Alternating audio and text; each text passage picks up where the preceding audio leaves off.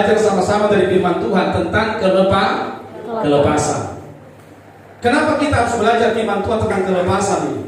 Saudara, itu yang aku bilang tadi, kalau kita hidup umurnya, usia pertobatan kita, usia kekristenan kita ini udah lama. Tapi kok nggak bertumbuh, tapi kok nggak berbuah.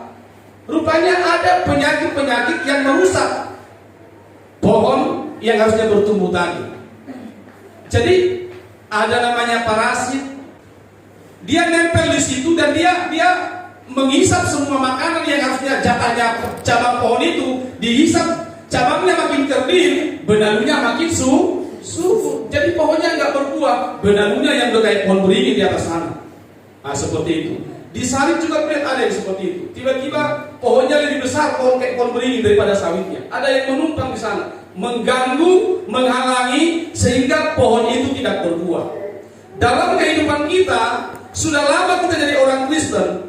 Bahkan kita orang Kristen berjemaat, kita di jemaat karismatik yang identik dengan kuasa Roh Kudus, tapi kita sering tidak mengalami kemerdekaan, sering tidak mengalami kebebasan. Mental kita nggak berubah, pola pikir kita nggak berubah. Dari tahun ke tahun tetap begitu-begitu saja. Kalau 1-5 tahun jadi jemaat mungkin iyalah masih jemaat baru, masa pertumbuhan. Tapi kalau udah bertahun-tahun, dari tahun ke tahun tetap seperti itu, biasanya ada yang salah dalam pertumbuhan iman kita. Nah, kalau sudah begitu, apa yang harus kita kerjakan? Kita perlu dibersihkan. Nah, jadi kelepasan adalah pelayanan yang membebaskan setiap jiwa-jiwa dari ikatan, dari belenggu, walaupun sudah bertahun-tahun jadi orang Kristen. Nah, dasarnya di mana? Dasar-dasar firman Tuhan tentang pelayanan kelepasan yang pertama itu ada di Lukas pasal yang keempat. Ini perkataan Yesus. Tujuannya dia datang ke dunia.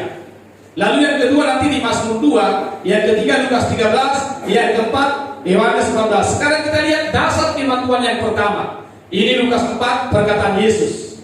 Ayo kita baca sama-sama. Next. Coba. Lukas 4 ayat 41. Kalau masih bisa baca ikut saya 2-3 ya. Dalam kuasa Roh kembalilah Yesus ke Galilea dan tersiarlah kabar tentang dia di seluruh daerah itu. Sementara itu ia mengajar di rumah-rumah ibadat di situ dan semua orang memuji dia. Ia datang ke Nazaret tempat ia dibesarkan dan menurut kebiasaannya pada hari Sabat ia masuk ke rumah ibadat lalu berdiri hendak membaca dari Alkitab.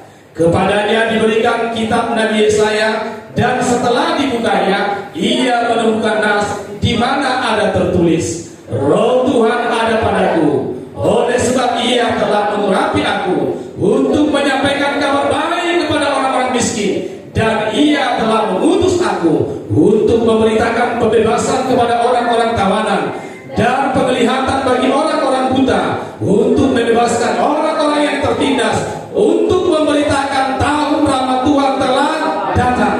Kemudian ia menutup kitab itu, memberikannya kembali kepada pejabat, lalu duduk, dan mata semua orang dalam rumah ibadat itu tertuju kepadanya. Lalu ia mengajar kepada mereka, katanya, pada hari ini pada waktu kamu pada hari ini genaplah firman Tuhan ini sewaktu kita mendengarkannya. Maka salam kiri kanan bilang, selamat tahun Yobel.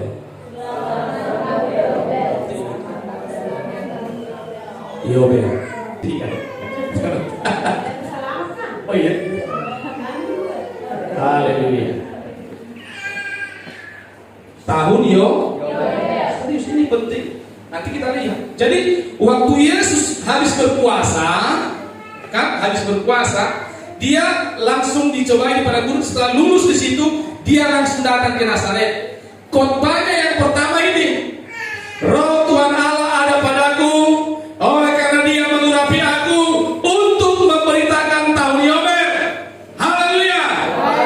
Ini tahun pembebasan. Ini tahun pembebasan. Semua tawanan dilepaskan. Yang lumpuh dan yang buta lompat dan bersama.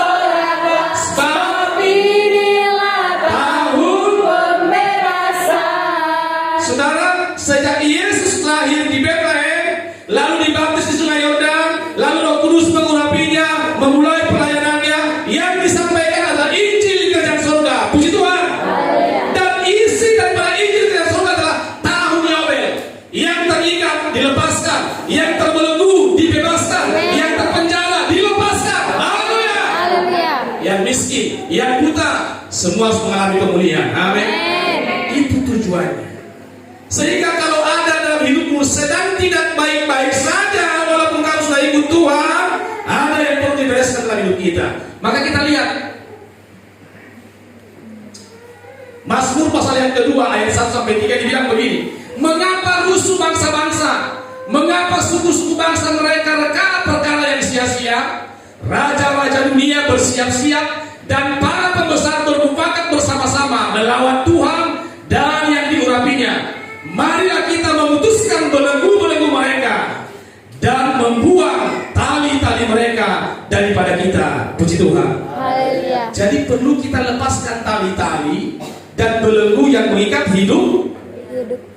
Kadang kau diikat dengan roh kebencian. Bagaimana kau berdoa mengalami kasih Tuhan, hatimu dipenuhi kebencian? Ini harus dibebaskan. Haleluya. Haleluya.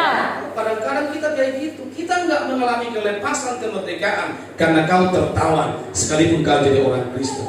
Kita lihat contoh berikutnya. Nah, ini Lukas 13. Ini seorang perempuan yang sakit datang ke rumah Tuhan. Lukas 13